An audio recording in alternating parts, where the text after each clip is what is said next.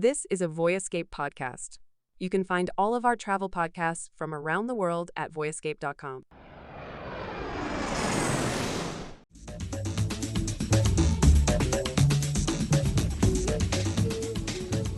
On this week's episode of the Travel in 10 podcast, we're going to be going to Paris, France.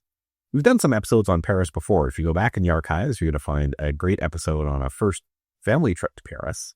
But today's episode is a little bit different. Today, we're looking at a second trip to Paris, where you really get to get beyond some of the main tourist attractions and really get a much better sense of the city. I was fortunate enough over the last few months to make both my second and third visit to Paris. A couple of conferences that I was attending over Europe, and got to spend a couple of days before each of them passing through Paris and experiencing it in a little more fulsome way than I ever had before. And on one of those trips, I had a chance to sit down with Oliver G. Oliver is the host of a great podcast called the Earful Tower, which I think is probably the best podcast you're going to find on Paris. I think he's got now in excess of 400 episodes. He does a weekly show every week talking about something new to see and do in the city. It's one of the top travel podcasts in the world. And Oliver just does great content. In addition to that, he also does walking tours of the city as well. So if you're going to Paris, I would first of all recommend checking out some of his podcasts, but also looking up Oliver and the opportunity to do a tour with his company as well. And we'll put a link to that in the show notes of today's episode. But as I was passing through Paris, I had a chance to go sit down in the 11th district, one of the cooler neighborhoods in Paris, and a place I really enjoyed staying. Got to sit down at a local cafe with Oliver and talk to him about his impressions about that second trip to Paris, really what you need to do to really immerse yourself more in the city and really get a sense of what life in Paris is all about. So I hope you enjoy this conversation with Oliver G. So I've done the first trip to Paris before. I've seen sort of the major sites, the Eiffel Tower, the Louvre, the Luxembourg Gardens, so that sort of stuff. This is my second trip, so I'm looking to see some local neighborhoods, some cool things here locally.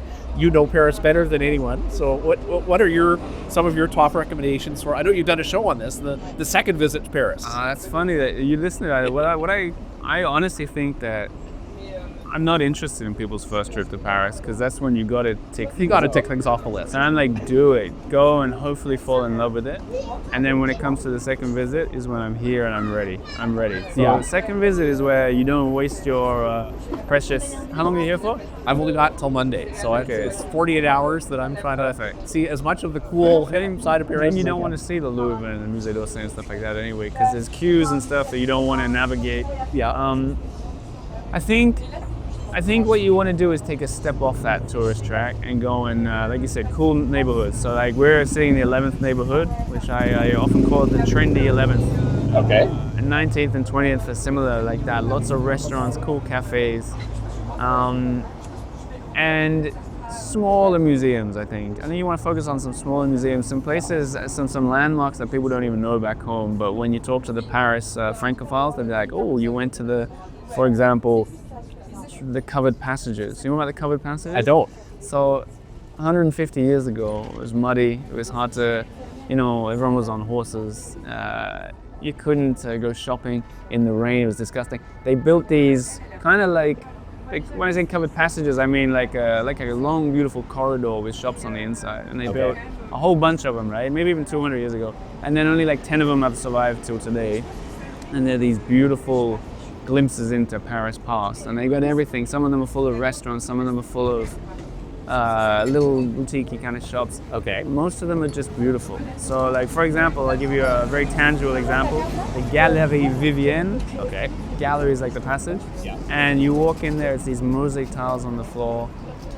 Just even if you don't look in any window, it's a beautiful place to be. Yeah. You want to go see those things. When you go back to Canada and you say, oh, I saw the Galerie Vivienne, the people who know will be like, this guy knows what he's doing, There you go. And I tell you, when you go home and say, I saw the Mona Lisa, nobody cares. That's okay. No one cares.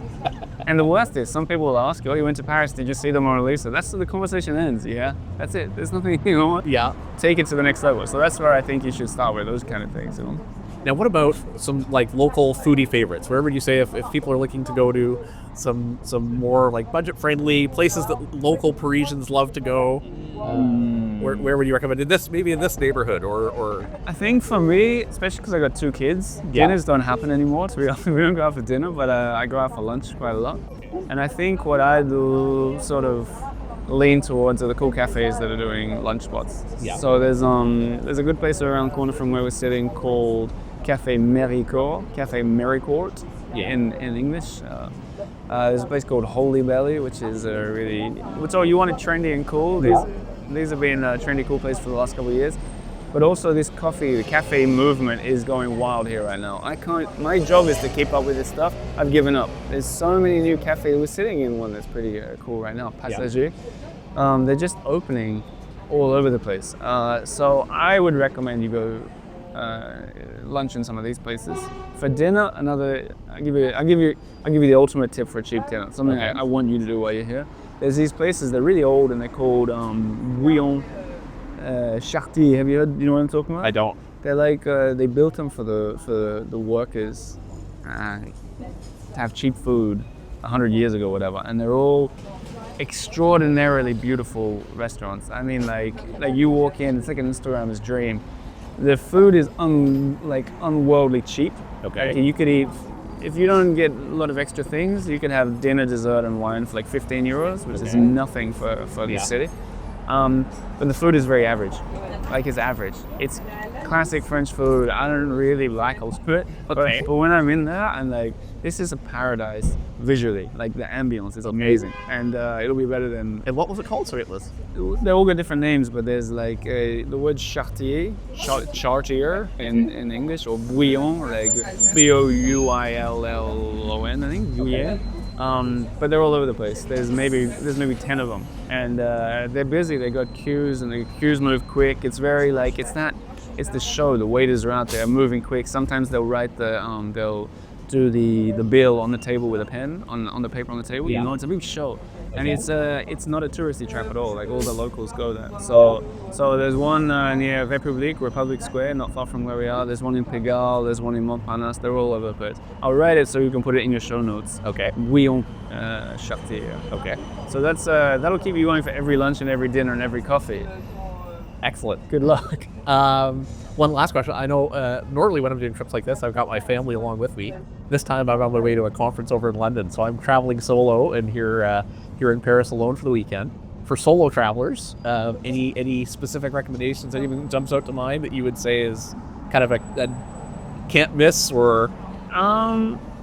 This might sound like a tourist trap, but I think the Moulin Rouge is really cool. Really? Yeah, I think I've interviewed a couple of the dancers over the years. Yeah. And it's so historic and it's so fun. And I think a lot of people around the world are scared that it might be a bit... I would assume very cheesy and touristy, but no. But it's not... Or it is, but it's still worth seeing. Like when I went there fairly recently, I was like, with all due respect to them all, like I love it, I think it's great, but I was like, it's silly. It is silly. Because they're wearing big feathers on their head. Like, it's a silly thing, but it's fun. You know? And the reason I say if you're going solo, like, I live in Paris. There's a lot of nudity, but I don't think it's a big deal. But a lot of people traveling with kids might be... Wouldn't necessarily go with their kids. Also, traveling with a big family of mature kids, it's very small and like, it's huge, but there's not much room. And it's like, the idea of bringing in even young kids or old kids is just kind of a drag. But like, if you're by yourself, or it's just you and your partner or whatever, I think it's a night out that you'll remember. And it doesn't have to be Moulin Rouge. There's a million cabarets. Really, there's like a million of them. From the big famous ones to the ones where there's like 3 people in the audience. And I think it's more fun than people think.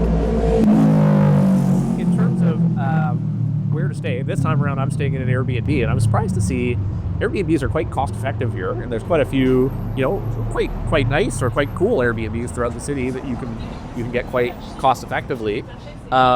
But beyond Airbnbs, I mean, anywhere you would recommend in terms of like a go-to place to stay? It's so hard because it depends. Like if you're a 90-year-old woman listening to us, my answer is going to be so different from if you're a 16-year-old guy. Yeah. If you're a family or a solo traveler or whatever. But I think my usual advice is there are a few things that you should not be too budget worried on. And accommodation is one, like stay as central as you can. Okay. There are some neighborhoods that are cool, like Montmartre, the 18th is really cool and it's a little bit further out. Okay. But you can get that wrong too. You can stay in the wrong part of that district and you won't enjoy it. But the one thing is, like, look, you're here for a couple of nights. Your time is surely very important to you. You don't want to be staying too far out that you've got to commute to get to the good stuff. Okay. So, like, when I say central, the districts, there's 1 to 20, and it spirals out from 1 in the middle to 20 in the distant suburbs. Okay, so basically the higher you go, the further you're getting out from the It's like central a snail, right? Okay. So 1 to 2, 4, 5, all the way around to 20 up in the northeast. And I would tell people, if you can stretch the budget, stay in 1, 2, 3, 4, 5, 6. Okay. Maybe even 7, 8, 9, 10, or 11. But, like, you know. Also, the other thing I say is spend money on. I know everyone's on different budgets, but when you get into the airport, Yeah. I recommend people take a taxi. I don't know if did you take a taxi? I chose to take the metro, and wow, I would definitely recommend the taxi There because you it go. was a really bad experience. There you go. I'm glad you said that, because it's 50, 60 euros for the taxi. Yeah. And you get door to door. You don't have to carry your luggage. Even if you have the most lovely metro experience ever and everyone's nice to you, you still got to carry luggage down the steps. Well, I found just the like, I've traveled around the world in cities with different public transit. The app here didn't work. It kept glitching out. I couldn't buy my ticket. There you go. My backpack got caught in the gates. And that's the thing. The problem with that is that's your first impression of Paris. And I think that sucks. And it killed like 90 minutes of kind of screwing around with it that I should have been. What a terrible first impression into this wonderful city. So if you can stretch it, everyone's got different budget, but if you stretch it to that 60 euros, the cool thing about a taxi ride from either of the two airports to pretty much any hotel, if it's kind of central, is that ride just gets better by the minute. So you're out in the suburbs, like where the airports are, and you just gradually it becomes these Haussmannian buildings. You get across the big ring road. You start seeing more and more of Paris. You get into the windy streets, and then you're at your hotel, and you step out of the cab into your hotel or your Airbnb. You don't need to lug your luggage through the streets, which is kind of embarrassing in a chic city like Paris. Door to door, best money that you can spend, and then if you stretch it, stay in a central place as well. That's my tip. Two very, very quick last questions around that. One is, can you get ride shares out of the airports here? Do they allow like Uber? And I never heard of anyone doing it. Okay, but it might be possible. Might be possible. And then if people let me just add, you can take the metro, and there's nothing wrong with it. I really do. Like, I would do it. Yeah. But for your first impression, if you've got the budget stretched and that your time is your focus. I don't think everyone should do it, but I just want to make that clear. The metro does work. Metro's lovely. It's a good too. metro. Yeah. One of the first. Yeah. Anyhow, what was the second? And then the second question is, if people have a choice in terms of airports that they're flying into. Yeah. I've always just given to Charles de Gaulle, but I'm not familiar with the other. If I had personally about a choice, I would always go with Orly. Okay. Because it's smaller and it's way more user friendly. And Charles de Gaulle is so busy, and sometimes there's stories of thank goodness I've never been affected by it, but like you waiting an hour and a half, 2 hours to get to their immigration. Super busy airport. Yeah. Talking about bad first impressions, So Orly is usually it depends where you're flying from, obviously, and it's quicker. If you're staying on the left bank, you can get in really quickly. And they've just improved it so that you can take a metro, a really good metro from Orly to Gare de Lyon, which is close to where we're sitting now. Yeah. And I live near Gare de Lyon, and I got, how's this for an advert for them? I got from the plane seat to my couch seat at home in 40 minutes. Amazing. Isn't that amazing? Yeah. I should work for them. I was not telling anyone it's good, because I've never had that experience in my life. So I'd aim for Orly. If you're fortunate enough to have the choice, go for Orly. Well, not surprisingly, super helpful tips from you, and I know people probably already very, very familiar with your podcast, the Earful Tower, but they might not know you also do walking tours here in Paris. So people are interested and have the time to sign up for one of those. Where can they find out more about your walking tours? You can go to my website, earfultower.com/tours, and what I do is we got a whole team of people that do these. If I got 30 seconds to talk. Absolutely. A lot of tours I think are really boring, and the guide stands at a statue and tells you what year it's from and a king's name. My tours are like sort of real discovery tours, telling stories, slipping through courtyard doors to see little treats and treasures, these kind of things. Yeah. And I, like I said, we got a handful of great guides, but I do a Monday morning tour every week. Something like 95% of the time it's me that's leading it, and I go around the area, and it's been a really nice way to meet listeners and fans of the show. So you want to meet me, that's the best way to do it. The Monday morning tour. Yeah. All right. Awesome. Thank you for your time. My pleasure. Thank you so much.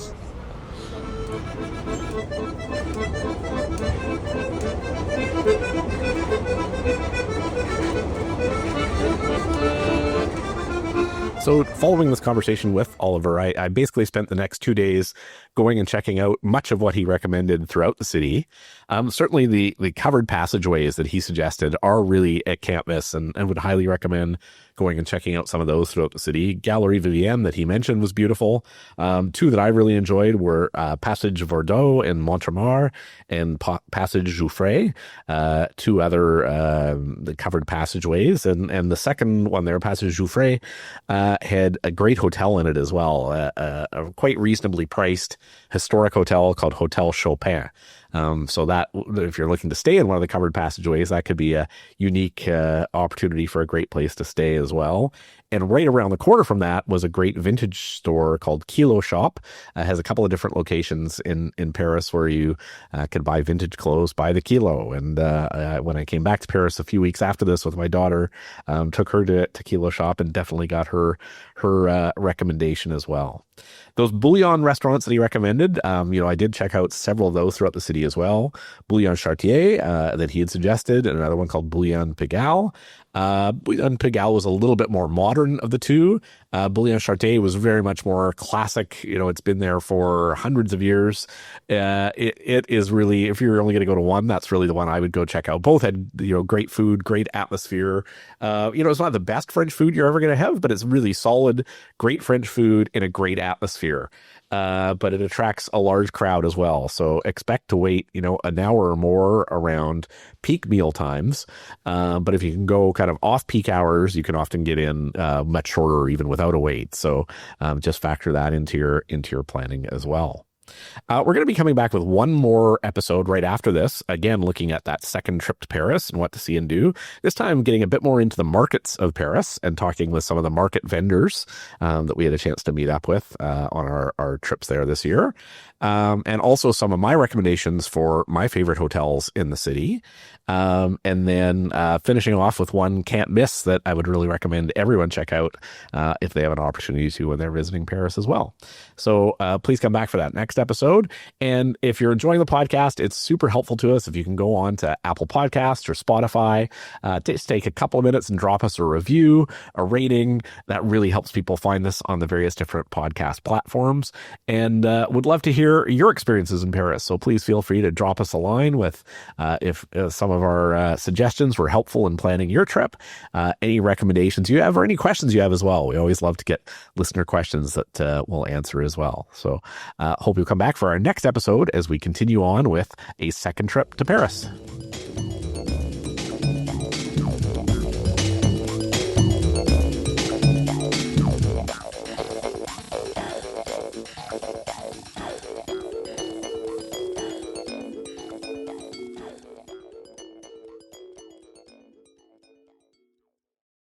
If you love spontaneous travel, you'll love Winging It.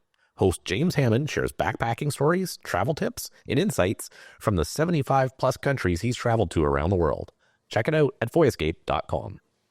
Travel doesn't just happen when you get on a plane. I'm Pauline Fromer, and on the Fromer's Travel Show, we explore not just where to go, but how to bring travel into your everyday life through books, shows, and stories that shift your perspective, plus insights on smart destinations, timely trends, and interviews with the people shaping the way we explore. Find us at Apple Podcasts, Spotify, or voyescape.com.